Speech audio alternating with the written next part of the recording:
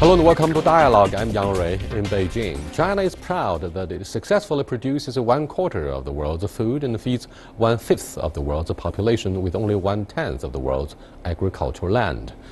However, while its production of grain continues to increase, China is also becoming a major grain importer. Should China abandon the policy of being self-sufficient and import even more grain? As more people leave China's countryside for the cities, who will feed China? How should we view food security in China, and how will that affect the rest of the world? To discuss these issues today, I'm pleased to be joined in the studio by Professor Tao Ran from Renmin University of China and Dr. Victor Gao Zhikai, Chairman of the China Energy Security Institute. But before we start the interview, let's look at this. As it has for 13 years in a row, this year's first policy document by the Central Committee of the Communist Party of China once again put focus on agricultural and rural issues. The Central Rural Leading Group explained the reasons for re-emphasizing the need to boost rural reform.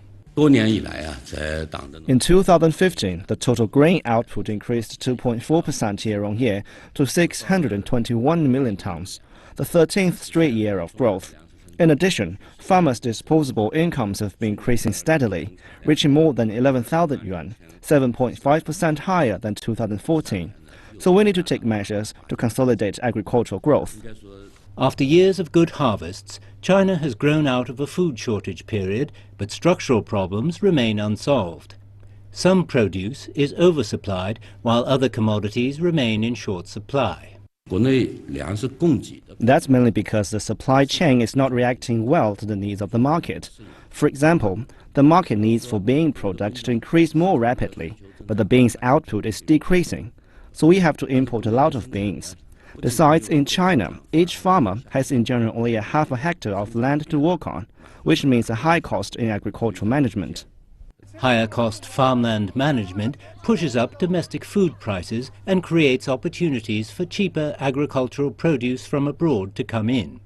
The authorities say this is threatening China's grain production security.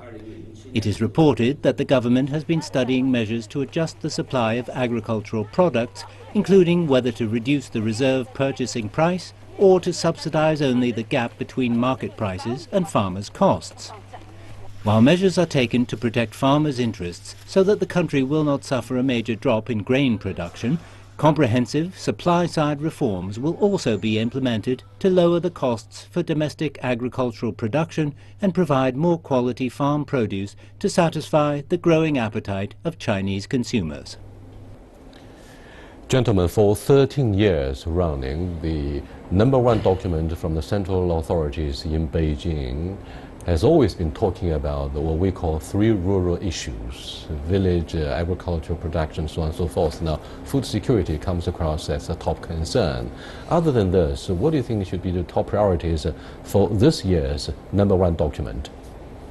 Well, it is a very good tradition for the central government to focus on the rural issues as the first document every year for the last a decade or so.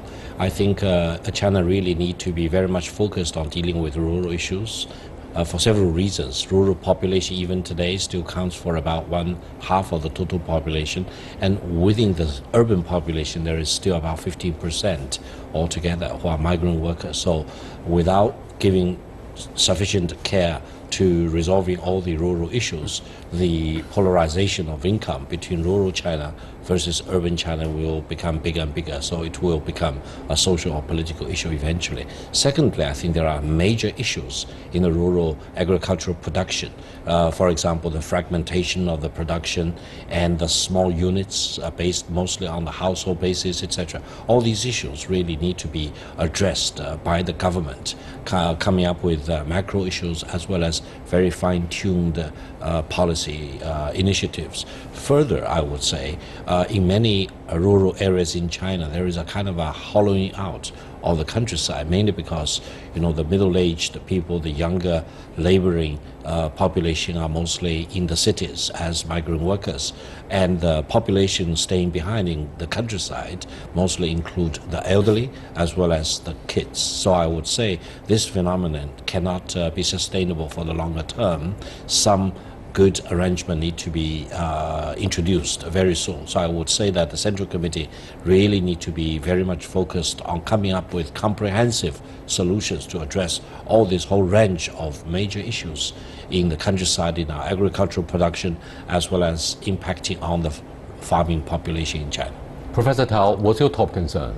Yeah, my top concern is actually to how to effectively reduce rural population to accelerate China's urbanization, because as Victor just mentioned, we have about 55% of our population living in the cities, but 17 to 18% of them are migrant workers who could not find affordable housing and public services in the cities. And then these people, they left their children and wives or husbands behind, and also their elderly, their parents behind. So that's actually, you have a separation of family. You also have those who come to the cities who could not totally give up their rural land, which if they can sell it, then this land could be transferred to those who stay in the countryside to promote their productivity. Yeah, I think so. This should be addressed in an integrated manner. For years, Chinese leadership has been assessing what would be the major threats to our national security. Food security, security of the environment, of course, geopolitical threats to our territories. These things all fall into the category of national security. Now, first and foremost, for years we've been taught and educated in this way that this is an agricultural country by nature. Look at the sizable agricultural population, and both of you have mentioned this. The thing is, but agricultural production only accounts for 10% of the GDP, so it's very difficult to still describe China as an agricultural nation. Having said this, food security remains the top concern for a country with 1.4 billion. Now, how could we fix this problem and alleviate the concerns of our decision makers? Well, when we talk about national security in China, we normally can count about 24 different kinds of security issues, which altogether combine to be the national security. And food security definitely is one of the major security issues that we need to deal with, even though the rural population, the rural production only accounts for about 10% of the total GDP. The sheer fact that almost 50% or more of the population in China are still rural population, including the migrant workers, for example. This cannot be pushed again and again into the future. We need to come up with some major arrangements so that the farming population will have sufficient access to all kinds of benefits, and eventually this major divide between rural China and urban China need to be brought down. In terms of the food security, I want to emphasize that no other country in the world can help China to satisfy the food security. China has to depend on our own production to satisfy the majority of the demand. Excuse me, do we have to rely more on our own domestic production or importation from other food-rich countries like Ukraine? Ukraine is said to be the food storage place for the whole of Europe, but after the skirmishes and the conflicts between Russia and Ukraine, do you think it will remain the same option for China? And then we can send our farmers in their millions to East Siberian region for the agricultural production. The same can be done for Brazil, where you also have vast stretches of farming land. We have a labor surplus, which can be somehow exported to that big market. So, Professor Tao, do you think these factors will contribute to a healthy perception of food security? Yeah, I think these days actually, China actually exports much more than it imports. So exports a lot of industrial goods. That can help us. Then we can afford much more and cheaper, better quality foreign agricultural produces. For example, we probably have a very big trade surplus toward the U.S. and some, Western countries, developed countries, which could be a big issue if we import more of their goods, which actually they subsidize. Actually, we're getting subsidy from this government. Why not? The fact that China's domestic grain output has been increasing very fast. reflects two, factors. Actually, this happens because first, we have better technology. Even with much less labor, many laborers are now in the cities. We have better seeds, better machineries. We can still, satisfy most of our green demand. Second, the government subsidized a lot into agricultural production. But now, as Chinese economy is slowing down, Chinese government revenue actually also, grow much slower. It's time for China to rethink about, giving more subsidy to agriculture. Why not just, imports? Actually, by the way, we've been criticizing the U.S. for rejecting China's entry into the TPP, the Trans-Pacific Partnership, citing their raising the threshold. However, one of the factors, to my poor knowledge about the new regulations of TPP, no subsidies for SOEs or agricultural production should be allowed for the new member states of the TPP, and therefore China is not ready from the American perspective. Do you think agricultural subsidy has long remained a major concern between OECD countries and developing nations? Well, first of all, China has not applied to join TPP, so there is no question of rejecting that. Maybe eventually, there will be But the European Union is eventually discussing seriously whether full-fledged market economic status should be granted after 15 Indeed. years of China's entry, and they admitted that China is increasingly important in whatever sense. So agricultural subsidy comes across as a top concern. If we look at the developed countries in the world, most of these countries actually provide the subsidies for their agricultural production. It varies greatly from one country to another in what types of agricultural produce they subsidize, how long they subsidize, and the amount they subsidize. But I don't think there is any other country in the developed world, at least, whose farming does not enjoy certain kind of agricultural subsidies. Even in Japan, including the for United example. States? In the United States, definitely. There is huge amount of agricultural subsidy for farmers. And in Japan in particular, the government subsidy is very, very high in percentage. So coming back to your question about food security in China, I think, at present China is sufficient to the extent of more than 90% in the food demand in China. And China also imports as well as exports food, mainly because when we talk about food security, it can be divided into many different categories. But however, the major principle should remain the same.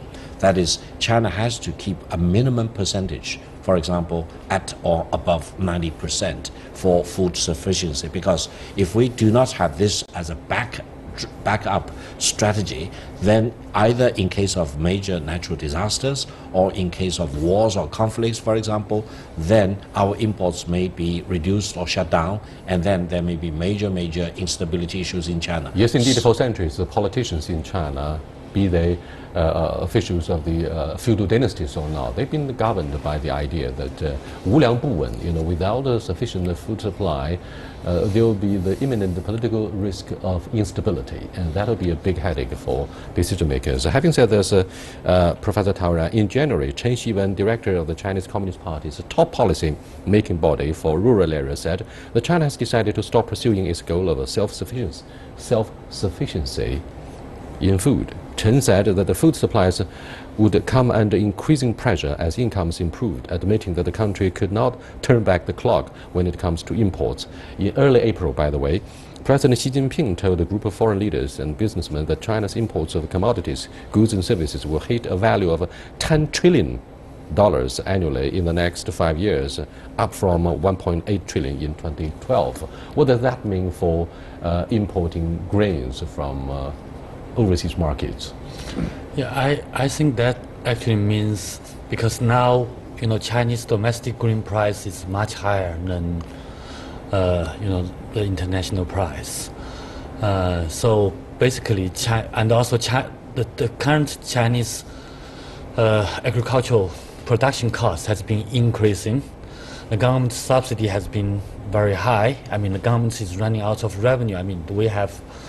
Both central and local governments, actually, the revenue growth is slowing down. I think now it's time to think about increasing more, imports. Actually, it's 90%, 85%. Actually, doesn't matter. I mean, perhaps 80% will make sure that when you have some natural disasters, we will still have enough food to eat. But 80% will be enough. So we don't need to stick to, one definite ratio, 90%. I think we can be relatively flexible to take advantage of, international low grain prices. We've been talking about perhaps conceptually staple food and the food for animals, the domesticated animals, husbandry, so on and so forth. What about non-staple food, vegetables in particular? Because you mentioned briefly the growing use of high technology and more sophisticated machinery in planting agricultural produce, including perhaps vegetables. In fact, if you take a closer look at our dietary structure in recent decades, people eat more of the vegetables than staple food. For me personally, enough, I mean, dishes for vegetables would be quite enough, and nutritionally, that's very healthy for those who are more concerned with their shape, their body conditions, their physical conditions. Well, when we talk about agricultural production, normally we divide them into several major categories: staple food, as you mentioned, and fishery, for example, poultry, meat, dairy products, milk, etc. So if we look across this whole range of major agricultural produces, some we can import more, as Professor Tao mentioned. Some we have to keep a minimum amount of domestic production, and then on any year-by-year basis, it can fluctuate or vary a great deal. However, I would say that, and also some of the agricultural produce need to be more localized rather than being shipped around across national boundary or international boundary. So I think for each different item, we need to have a very tailor-made, specific policy consideration. However, the driving point I want to emphasize is that China needs to make a minimum commitment to the minimum amount of food product that we need to produce domestically. But I agree with Professor Tao, whether it's 90% or lower or higher than that is a technical issue. But the principle should remain that self-sufficiency should remain as a national policy for China overall for our food production. That's indeed the cornerstone for our national security to a large degree, because the policymakers in this country have been long concerned with the essence of our food security, and the #1 document each year at the beginning of each year would always address concerns of agricultural security and food security. We'll be back and address these and other issues after the short break. Please stay with us.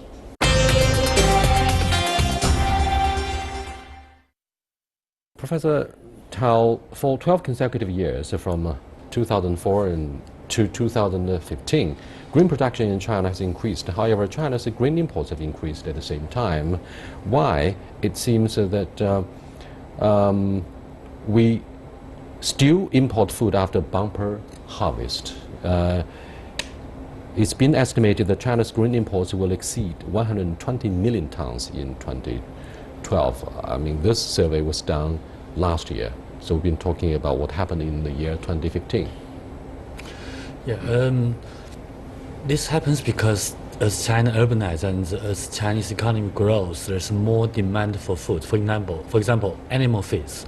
Because now we eat more meat, and then we import more corns that could be used for animal feeds. So basically, we demand more grain and food overall. At the same time, the government still subsidizes agriculture, which now becomes a big burden for the government, and that actually incentivizes farmers in China to produce more.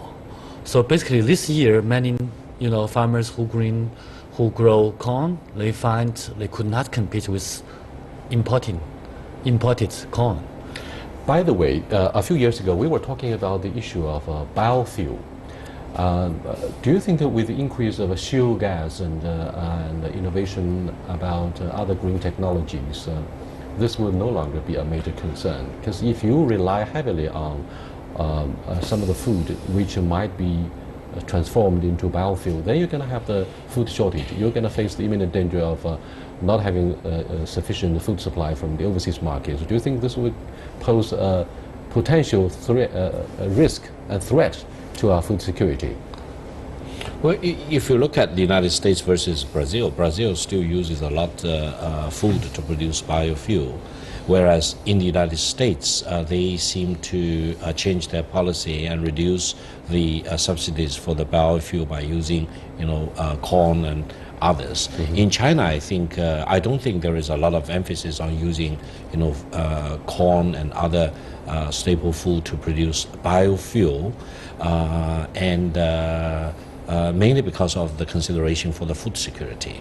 And going forward, whether this policy should remain or whether we should give more emphasis to shale gas, shale oil in addition to traditional conventional oil and gas, that's another issue. But I would say personally, I believe that food should be more reserved for consumption by humans or for animals, for animal husbandry, rather than being devoted in bulk form for fuel production. I believe you must have attended many international forums talking about food security and green production.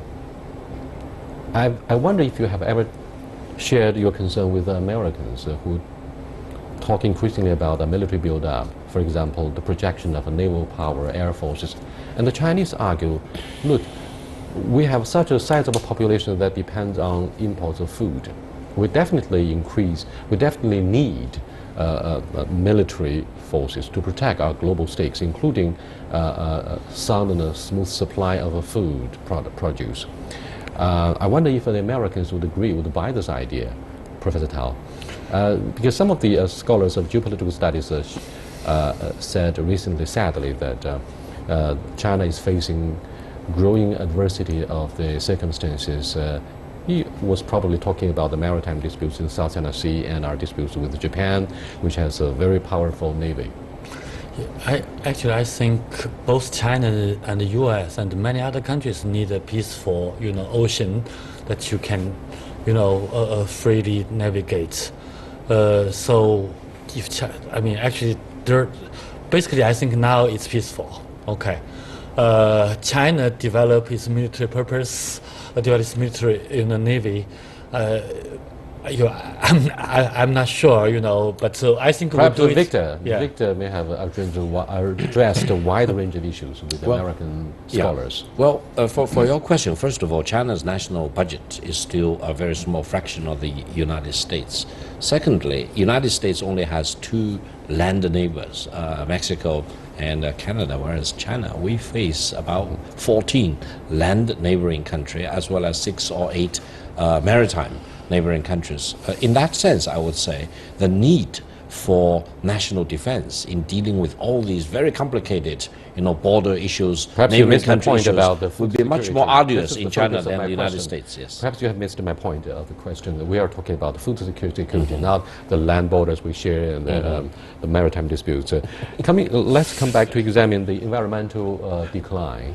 The environmental decline, including industrial waste, may impact negatively the food security. Have you ever studied this issue?